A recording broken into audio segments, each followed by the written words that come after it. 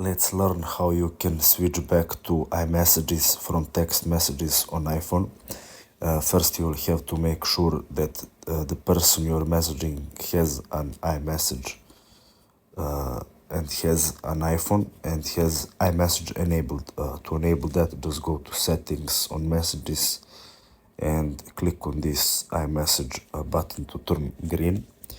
Now, once you've done that, you will have to go to message application and go to a chat with the person you want to send message or switch the message. Now, as you can see here, I am in iMessage mode. That means that my messages will be blue and a normal SMS text message will be green.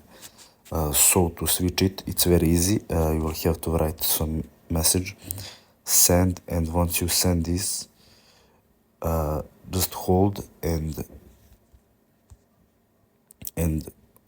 it will appear the send us text message option when you hold on this message. So click this and it will be sent as text message and it will turn green. If you want to turn